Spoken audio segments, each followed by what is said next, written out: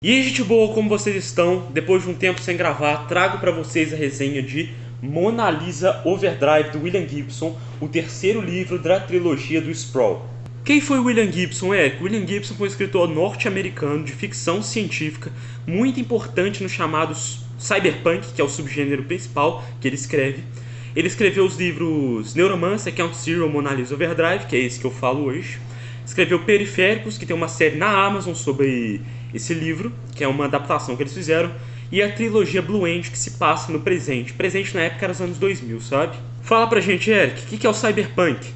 Cyberpunk é um subgênero da ficção científica que une cibernética com o punk, que é a contracultura. Cibernética, essa parte de tecnologia avançada e computadores. Cenários sombrios, personagens marginalizados, mundos distópicos, aqueles cenários em neon.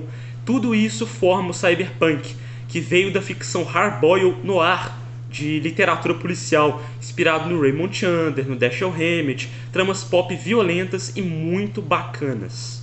Bacanas ou bacana? Acho que bacana serve, não sei, né? Qual a história do livro? A história do livro é fragmentada em 4 partes, ou melhor, 4 perspectivas. Temos a perspectiva de Angela Mitchell, que aparece no Count Zero, e ela é internada numa clínica por abuso de drogas. Ela guarda um segredo muito importante que envolve o passado dela, que envolve aquelas visões que ela tem da Matrix, que envolve os deuses voodoos que aparecem em Count Zero conversando com ela na sua própria mente. Ela é uma menina que consegue acessar a Matrix sem usar um computador. Temos como primeira perspectiva, que começa o livro, uma menina chamada Kumiko, que é filha de um chefe da Yakuza. Ela vai para Londres para fugir das guerras corporativas e das guerras entre a Yakuza e tal. E ela vai ser muito importante para a história, tá? Não tanto quanto os outros personagens, mas ela é importante sim. Temos Slick Henry, que deve um acordo para um cara chamado Kid África para guardar um cara que está mais ou menos em coma numa máquina. É como se ele estivesse em coma. Ele não está em coma, tá? Ele está imerso numa espécie de Matrix própria, uma espécie de cyberespaço próprio. O apelido dele é o Conde e ele aparece em Count Zero também. Ou melhor, ele é o Bob Newmark, para falar aqui para vocês, dando um spoiler de uma vez. E o Slick Henry, junto com o Gentry Littlebird, tem que guardar esse cara porque o Slick deve um favor ao Kid África. E eles guardam esse cara junto com a menina chamada Cherry, que foi junto com o Kid África, que é uma capanga dele, vamos dizer assim. Ela é uma enfermeira. Temos a Mona Lisa, que é uma prostituta que vive com o namorado dela, Ed, que é uma espécie de cafetão e namorado dela.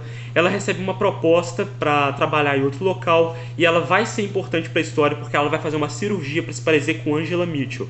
E isso vai ser muito importante no final da história, porque isso vai ajudar a fechar a história, tá? A história ela vai se convergindo no final, ela vai se juntando, as 4 perspectivas se juntam no final e vai retomar livros anteriores, igual o Neuromancer, citação do Case, vai voltar com a Molly, vai voltar com o finlandês, e vai retomar alguns eventos de Count Zero, de Neuromancer, e a história vai se convergir até chegar nesse final. É uma obra que prende a atenção do leitor. Fiquei muito preso na narrativa, gostei bastante do jeito que é narrado. Para quem já se acostumou com a escrita do William Gibson, muito fluida, tranquilo esse livro, muito tranquilo. Narração fragmentada em 4 perspectivas, no Count Zero foi em 3. Eu achei isso bacana, mas ruim ao mesmo tempo. Porque quando você começa a viver a história de um personagem, igual por exemplo da Kumiko, você começa a entrar na história dela, aí corta para as perspectivas. Aí você fica cortando entre várias perspectivas, você fica com raiva do autor. Você fica com vontade de bater no autor, cara. Isso aí é muita sacanagem, mas é legal o jeito que ele fez. Mas na minha opinião, eu achei isso um pouco de sacanagem. Eu entrava na história, cortava e ia pra outra. Fiquei puto com isso, cara. Não gostei muito do final. O final termina em aberto. Aí você fica criando muita teoria, tentando juntar os 3 livros, os acontecimentos e tal. O que isso mudou, que é uma questão que aparece no Mona Lisa Overdrive, que aparece nos outros livros. Mas o final termina em aberto, eu não curti muito. Porque eu esperava uma conclusão para a história. E eu não encontrei isso no Mona Lisa Overdrive. Eu encontrei o final aberto e aberto a teorias e divagações, vamos dizer assim. Espero que vocês tenham gostado. Próxima resenha para vocês vai ser o Eu, Robô, do Isaac Asimov. Se eu estiver curtindo o livro, eu vou continuar a resenha dele. Tenho esse daqui também, que é o Fundação, que eu pretendo ler talvez depois de Eu, Robô.